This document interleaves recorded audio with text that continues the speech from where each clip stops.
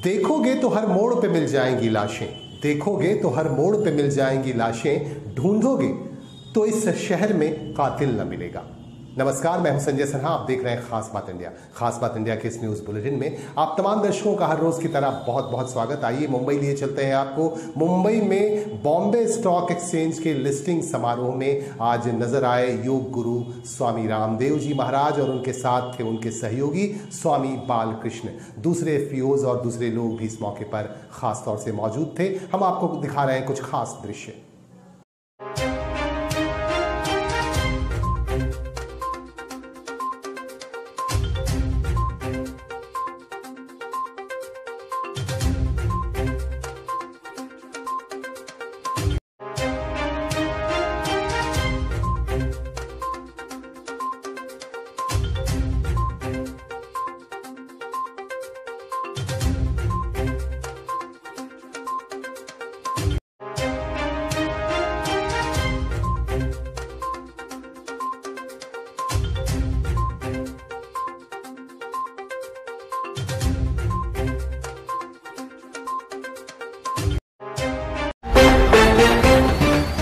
बिहार के भागलपुर में भगवा क्रांति की तरफ से रामनवमी के उपलक्ष्य में शोभा यात्रा निकाली गई और इस विशाल शोभा यात्रा में हजारों की तादाद में लोगों ने हिस्सा लिया। कुछ खास तस्वीरें हम आपको दिखा रहे हैं। हमारे रिपोर्टर जयंत शर्मा और तनवीर हुसैन की ये खास रिपोर्ट।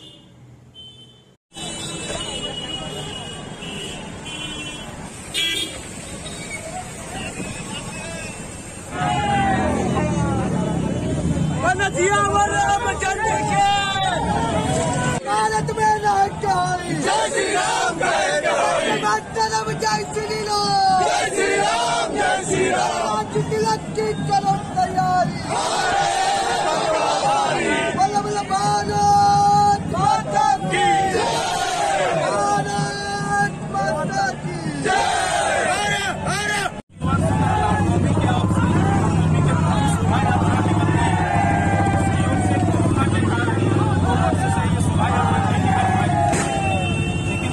के बाद पुनः और इस शोभा यात्रा का महत्व इस बात से भी बढ़ता है कि अयोध्या में प्रभु रामचंद्र जी के मंदिर का निर्माण शुरू हो गया है। इस रामनवमी के माध्यम से हम लोग सभी लोग अपने जीवन में भगवान राम की जो मर्यादा है उस मर्यादा को अपने अंदर लाएं और उस मर्यादा के माध्यम से समाज को अपना बेहतर दे सके। इसी कामना के साथ इस रामनवमी उत्सव को अपना परिचय भैया। रोहित पांडे, जिला भगवान राम जो हम सब लोगों के आराध्य हैं, रोम रोम में राम, हर के हृदय में वास करने वाले ऐसे मर्यादा पुरुषोत्तम श्री रामचंद्र जी। आज सप्तमी का दिन है। सभी लोग चैत्र नवरात्र मना रहे हैं। रामनवमी के अवसर के दिन जैसा कि अध्यक्ष जी ने बताया, हम लोग हमेशा शोभा यात्रा के माध्यम से सबके बीच में जाने का ये कार्य है। और ये शोभा यात्रा ये आपको बता रहा है आज भागलपुर में कि जो हमारे युवा फौज है, ये जो बजरंगी फौज है, तो कहीं न कहीं अयोध्या में श्री रामचंद्र जी का विराट मंदिर बन रहा है। इसको तो सब लोग तो जाकर के अभी नहीं देख पा रहे हैं। यहीं से हम लोग उसको देखने का काम कर रहे हैं और आने वाले समय में हम लोग को जब मंदिर बनने पर तैयार होगा, भागलपुर से भी जत्था जाएगा। मैं अभी गया था अयोध्या जाकर के होकर के आया हूँ चुनाव के बाद, तो वहाँ दृश्य देखा है। शायद अभिभूत हो जाएंगे हमारे सब लोग यहाँ पर देखकर। आज रामनवमी के अवसर पर ये कार्यक्रम है। मैं बधाई देता हूँ आयोजकों को। इस तरह का कार्यक्रम होने से जो हिंदू चेतना की जागृति होती है और राम जो कि मर्यादा का पालन करते हैं, तो उसी मर्यादा के साथ हम लोग हिंदू समाज को जोड़ने का काम करते हैं।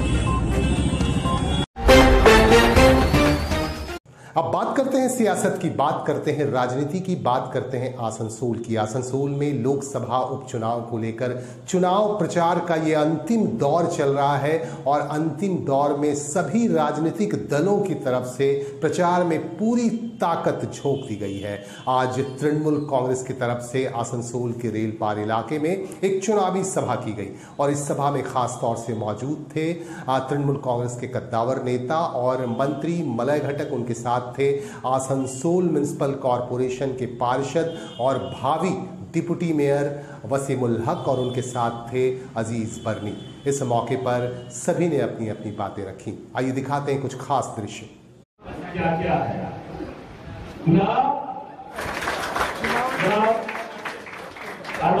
जलील साहब से मैं गुजारिश करूंगा कि आप भी डिप्टी पेश करें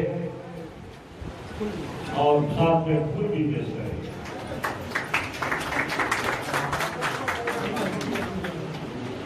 हमारे बहुत ही मोहतबा जनाब अजीज बरनी साहब को भी फूल और उत्तर योग भी। जनाब राजा साहब आप सिर्फ उत्तर योग जनाब मास्टर शकील राणा साहब को शाहजहां साहब से गुजारिश करूंगा पाए जनाब महफूजुल हसन। एक सब अगर वहां 80% वोट गिर जाता तो साइनी में जीत जाती। कुल्टी में उज्जवल चटर्जी 800 वोट था, वहां पर वोटिंग का परसेंटेज था 64%। वहां पर भी अगर 80% वोट गिरता तो उज्जवल चटर्जी में जीत जाता। तो थोड़ा सा एक दिन का तकलीफ, एक दिन का लड़ाई, हम लोग जैसा क्रिकेट में जब होता है कि 20-20 का मैच का माफी हम लोग को करने पड़े। हम डरता है तो बहुत तकलीफ होता है। जब हम विधानसभा में खड़े थे हम हर बूथ पे घूम रहे थे, इतना गर्मी। उसके बाद उस टाइम में भी रमजान महीना था। उस कि नारा लगाओ जय श्री राम का, शत्रुघ्न सिन्हा राम के कुटुंब से हैं, तुम राम के कुटुंब से नहीं हो, तुम ये उनसे नहीं कह सकते। हमने हजरत श्री राम को इमामुल हिंद का खिताब दिया, हमने कभी श्री राम को नारे का मुखालफत नहीं की, लेकिन ये नारा मिला है तुम्हें आनंद मठ से।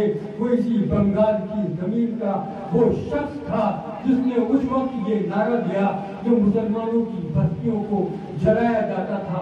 मैं बंगाल की बात कर रहा हूँ। हम उन बस्तियों को बचाने वालों के साथ खड़े हैं, तुम इन बस्तियों को जलाने वालों के साथ खड़े।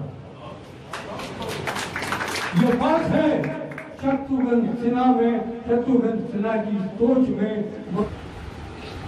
हमारे मोदी साहब भी बोले, मास्टर शकील साहब भी बोले। दरअसल हम लोगों को सुनना है कंसूल साहब भी, हमारे मेहमान अजीज बरनी साहब आए जो पूरे मुल्क के हालात को बताएंगे आपको। उनकी कलम में वो ताकत है जो फिरकापरस्तों के खिलाफ अपनी कलम की ताकत से आवाज बुलंद करते रहते हैं। हिंदुस्तान की कोने कोने में, हिंदुस्तान की घोंसे घोंसे में अपनी आवाज को पहुंचाते हैं। फिरकापरस्तों की जो आवाज उसको दबाने की उनकी जो कोशिश, और ये कोशिश उनकी इनकी जो ताकत कलम में है और ये लड़ाई और जज्बा है, इसकी जज्बा को उन्होंने मगरबी बंगाल का पे डालना है कि पूरे हिंदुस्तान के अंदर में एक वाहिद आसनसोल का लोकसभा का ये जरूरी चुनाव है। और इस आसनसोल के ऊपर में सिर्फ बंगाल ही नहीं बल्कि पूरा हिंदुस्तान की आवाम का नजर है कि आसनसोल की आवाम, आसनसोल की जनता क्या फैसला लेती है। चूंकि मुल्क कभी किस हालात में गुजर रहा है, महंगाई आसमान छू रही है, बेरोजगारी बढ़ती जा रही है।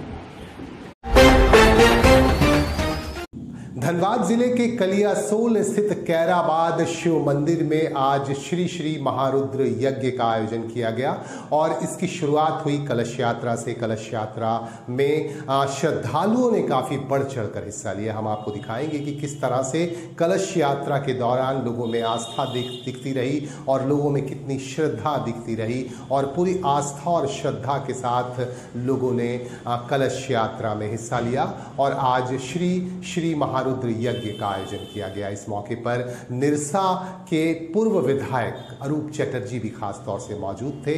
हमारे रिपोर्टर मौलवी गोप की ये रिपोर्ट।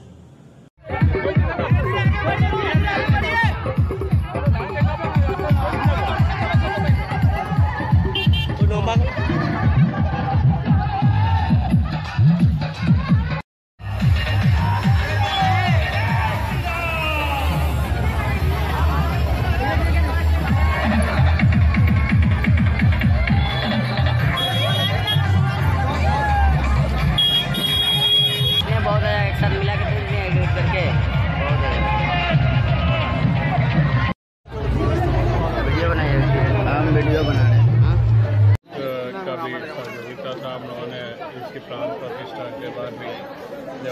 कार्यक्रम हुआ है। आज ये दूसरा साल है जब यहाँ पर 4 दिन का यज्ञ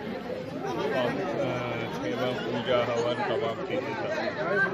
तो हमेशा से कैराबाग में कोई भी सामाजिक कार्यक्रम रहने से हम लोग सारे लोग उपस्थित रहते हैं।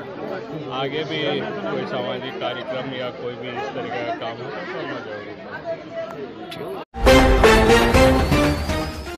केंद्रीय गृह राज्य मंत्री नित्यानंद राय आज आसनसोल शहर में मौजूद रहे। उन्होंने पत्रकारों से बातचीत की। पत्रकारों से बातचीत के क्रम में उन्होंने भाजपा की प्रार्थी अग्निमित्रा पाल के समर्थन में अपनी बातें रखी।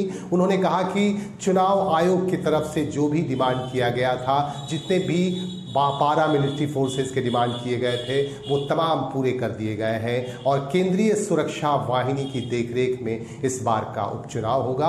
और इस चुनाव को लेकर उन्होंने कई तरह की जानकारी भी दी और उन्होंने बार बार भाजपा की प्रार्थी अग्निमित्रा पाल के समर्थन में अपनी बातें रखी और उन्हें जिताने की अपील जनता से की। হেরে যতবার আসানসোল দক্ষিণ বিধানসভায় এসেছি, আপনি জিতে ততবার ওই বিধানসভায় যাননি, তাই উনি কি করে নিজেকে ঘরের মেয়ে দাবি করছেন?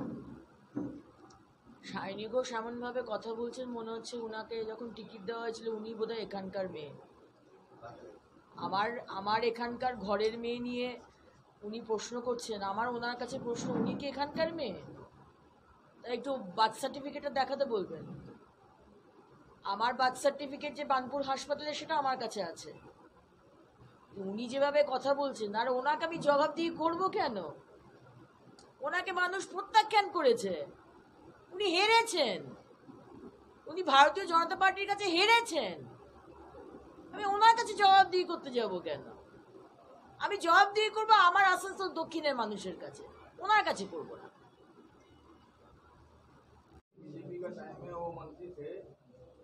संसद भी थे उस टाइम शिपिंग के लिए वो लोग कॉलेज किया पटना में, उनके लिए बहुत फायदा हुआ। क्या बोलिए? देखिए, मैं उस समय पार्टी का महामंत्री था। शिपिंग के लिए शत्रुघ्न सिन्हा का श्रेय नहीं है। शत्रुघ्न सिन्हा तो उनको सिर्फ उद्घाटन में आए थे। जब अटल जी की सरकार में जब बिहार के विकास के लिए जब कार्य प्रारंभ हुआ तो उसमें क्या क्या हो सकता है, और पटना में वह शिपिंग एक प्रक्रिया में थी, क्योंकि उसको जब बनारस से होकर हल्दिया तक आना था तो उसको बीच में स्टेशन चाहिए था। उनमें उनका क्या सर है, उसमें भारतीय जनता पार्टी के अध्यक्ष और भारतीय जनता पार्टी के महामंत्री भी मैं उस समय था। मैं आज दावे के साथ कह सकता हूं कि पटना के उस पोर्ट का वहाँ उस पटना के उस वाटर पोर्ट का जो बना है उसका दिशा किस तरफ है, शत्रुघ्न सिन्हा जी को मालूम भी नहीं होगा। कभी वहाँ जाते थे क्या? वो तो हम लोग प्रोग्राम बना के उद्घाटन में तो कहा नहीं, कुछ जाते ही नहीं थे, कहीं कुछ करते ही नहीं थे, उनको क्या मालूम? पूरा देश में वही बनाया कौन? शत्रुघ्न सिन्हा।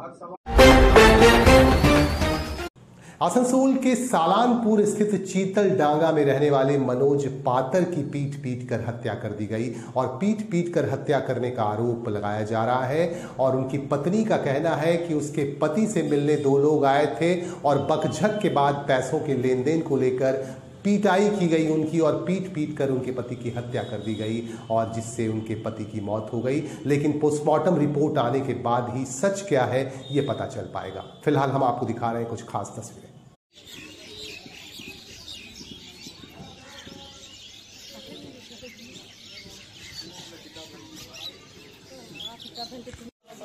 अरे इसमें बॉडी तो पूछ सकता।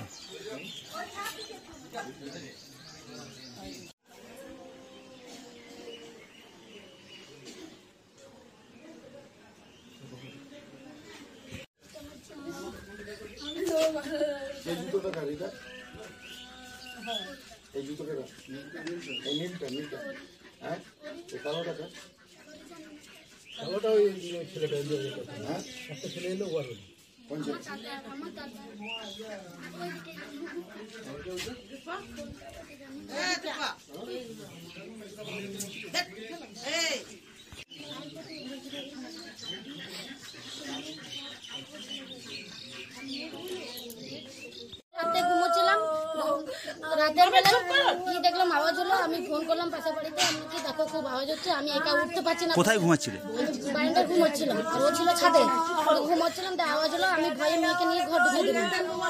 আমি তারপরে সকালবেলা এখন উঠে দেখছি মাকে আমি এখনো যেতে পারছিলাম না ছাদ ভয়ে, যে আমি কি হয়েছে কি না আমি জানতে পারছি না। মা বলি, মা চলো তুমি, আমি বুঝতে পারছি না মনে এখনো কেন উঠেনি। তারপর দেখছি যে এরকম ঘটনা। কি ঘটনা ঘটেছে? ফোন করে দিয়েছে। কে খুন করেছে নিরঞ্জন পালা কাঞ্চন। জানেন আপনি? ওদের চেনেন? ওদের চিনি। কোথায় বাড়ি? সামডি। তো যে ছাদ থেকে কি তালাটা বাইরে থেকে লক করা ছিল? দরজাটা উপরে ছাদে খোলাই ছিল?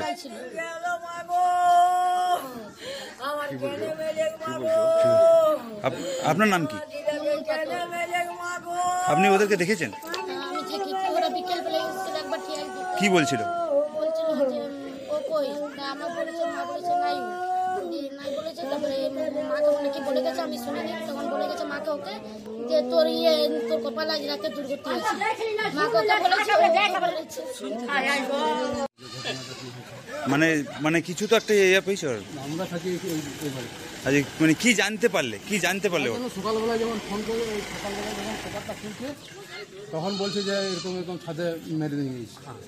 আচ্ছা, এইটুকু জানলাম সকালবেলা। কি রকম অবস্থায় পড়েছিল মানে বডিটি? ওই লম্বাভাবে পড়েছিল, যেভাবে পড়ে আছে এখনো। কোথায় আঘাত করা হয়েছে সেরকম জানা গেছে? এইখানে গলায় কেটে? হ্যাঁ, গলায় কেটে। আচ্ছা, আপনারা সকালে জানলেন সবাই? সকালবেলা। বাড়িতে কে কে থাকে ওনাদের? ওদের থাকে, ওর বউ থাকে, ওর দুটো বাচ্চা। বাচ্চার মধ্যে একটা বাচ্চা থাকে না, একটা বাচ্চা থাকে। আচ্ছা আচ্ছা, ছেলেটির নাম কি? মনোজ পাথর। মনোজ পাথর কি কাজ করতো? কাজ ওইরকম, কারো বাগান ছুলে বেড়াইতো, কারো এই কাজ করে বেড়াইতো, এইসব কাজ করে। মানে এলাকায় মানুষের সাথে। उधर तृणमूल कांग्रेस के प्रार्थी शत्रुघ्न सिन्हा के समर्थन में आसनसोल के रविंद्र भवन में एक चुनावी सभा का आयोजन किया गया और इस सभा में खास तौर से मौजूद थे पूर्व केंद्रीय मंत्री यशवंत सिन्हा ने यहां लोगों को संबोधित किया, पत्रकारों से बातचीत भी की। उन्होंने कई तरह के प्रहार किए भाजपा पर। लोग इस तरफ देखने लगे और जैसा मैं आपसे कह रहा था कि आसनसोल को ही न बचाना है बल्कि भारत के सोल को भी बचाना है, उसकी आत्मा को बचाना है। यह आपके ऊपर दायित्व है।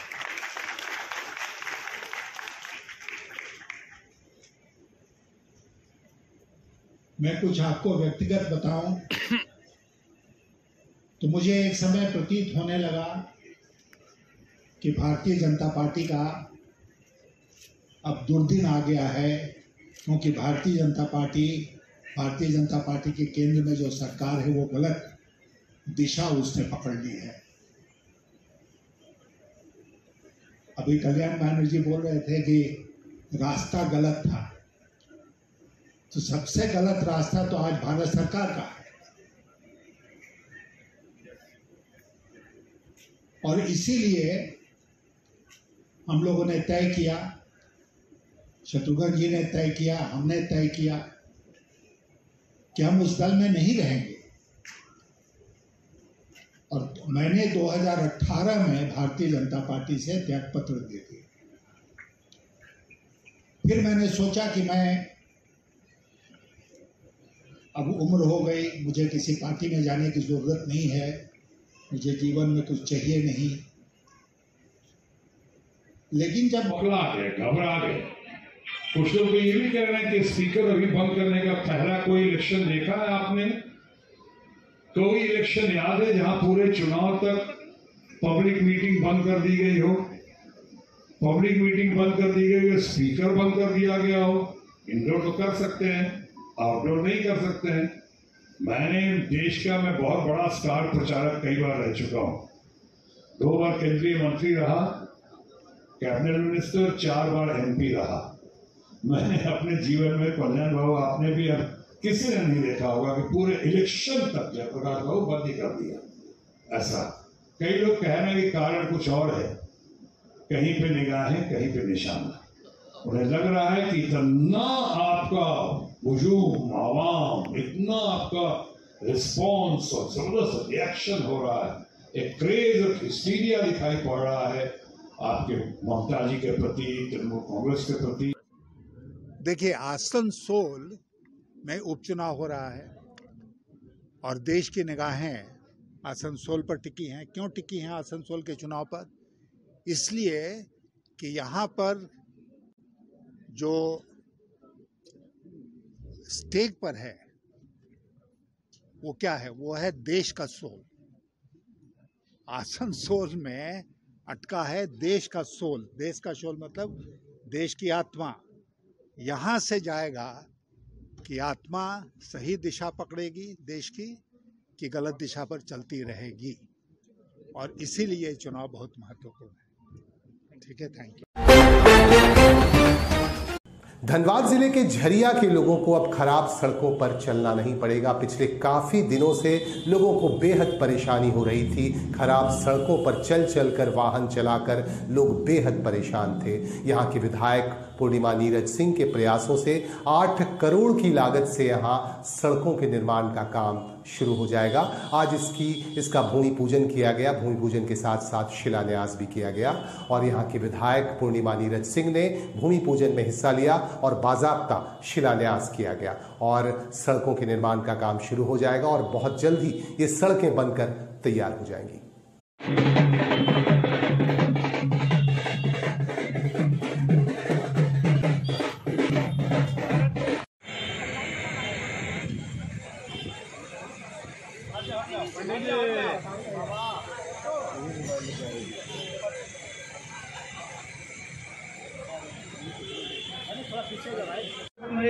पुंडरीकाक्ष सबहजाभ्यन्तरः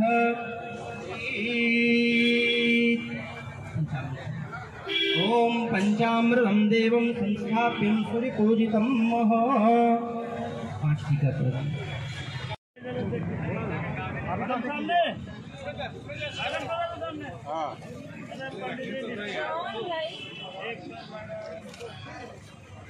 आज यहाँ पे जो भूमि पूजन किया गया है वो झरिया बाजार की जो जर्जर सड़कें हैं, साथ में ही दुखंडी मंदिर से लेकर स्टेशन रोड की सड़क जिसकी बड़ी लंबी मांग थी बड़े सालों से कि भाई उसको भी बनाया जाए ताकि उसका इस्तेमाल किया जा सके, उसका जो है यहाँ पर भूमि पूजन किया गया है और आपसे कार्य यहाँ पर प्रारंभ हो जाएगा। विशेष करके जो एक नाला है धर्मशाला मोड़ के पास जो जाता है सब्जी बाजार होते हुए बाहर निकलता है वो भी जर्जर हो गया है, छोटा है। आज की आबादी और आज का जो है उसको सस्टेन नहीं कर पा रहा है, उसको ध्यान में रखते हुए इन सारी योजनाओं का लगभग 8 करोड़ 1 करोड़ तक 30 लाख की योजनाओं का जो है आज यहाँ पूजन हुआ और कार्यक्रम करने का कारण ये था कि अब से यहाँ जो है कार्य जो है प्रारंभ हो जाए। एक और गर्मी शुरू हो गई है, पानी की समस्या को लेकर पेयजल को लेकर क्या कुछ किया जा रहा है आप लोगों? अगर आप लोगों ने ध्यान दिया होगा तो उपायुक्त की अध्यक्षता में जो अभी पानी को लेकर मीटिंग हुई थी उसमें जो है हमने कुछ फैसले लिए थे। विशेष करके जो फैसला कोविड के टाइम में लिया गया था, जैसे कुछ लोगों ने हड़ताल कर दी थी, तो ऐसे लोग अगर हड़ताल करते हैं किसी तरीके से जानबूझ के पानी को जो डिस्टर्ब करते हैं उनके खिलाफ कार्रवाई होगी। आप यहाँ पर जो है नगर आयुक्त आए हैं, वो फिलहाल एमडी माडा भी हैं, उनसे पूछ सकते हैं। उन्हें चौकस भी किया गया। दूसरी चीज़ है कि पानी जैसी ज़रूरत जो एसेंशियल कमोडिटी एक्ट के अंडर में आता है उसको कोई भी बाधित नहीं कर पाएगा। दूसरी चीज़ है कि झरिया क्योंकि कोयला क्षेत्र है, BCCL से पिछले साल मैंने लगभग 10-12 टैंकर चलवाए थे पानी का 3-4 महीने जब पानी की बहुत किल्लत होती है। उस योजना को इस बार फिर से कहा गया है। साथ में BCCL के जितने खराब सबमर्सिबल्स हैं उनकी जल्दी रिपेयरिंग हो जाए ताकि जिन क्षेत्रों में वो पानी देते हैं और विशेष नजर रहे कि अगर खराब होता है तो उसे हम जल्द से जल्द ठीक करें। तो टैंकर जो है चलवाने की बात है, मुझे लगता है कि इस महीने में जो है उस योजना को फिर से शुरू कर दिया जाएगा अगले 3-4 महीने तक के लिए, बरसात तक के लिए, तब तक जब तक लोगों को जो है पानी की समस्या आती है। और प्रयास यही रहेगा कि जलापूर्ति जो हमारा चमोडोबो से होता है वहाँ किसी तरह की जो है अगर टेक्निकल नहीं है तो अदरवाइज कोई वहाँ भी पानी को बाधित नहीं कर सकता। स्ट्राइक वगैरह नहीं करें? नहीं, होनी भी नहीं चाहिए क्योंकि पहले स्ट्राइक होती थी, लोगों का कहना था कि भाई हमें सैलरी नहीं मिलती है। लेकिन अगर आप बजट के बारे में पढ़ें तो बजट में जो है इस बार उनके जो मानदेय है उसके लिए ऑलरेडी जो है वहाँ पर उन्होंने पैसा दे दिया है, 50 करोड़ रुपए दे दिए हैं क्योंकि जो बकाया मानदेय बाधित ना हो। लेकिन एक नियम के तहत ही तो मिलेगा, हर महीने तो नहीं मिल सकता आपको सारा, तो हर महीने सबको मिल रहा है। ये सबसे बड़ा कारण है। अगर वो कारण नहीं है तो मुझे लगता है जलापूर्ति किसी को बाधित करने का कोई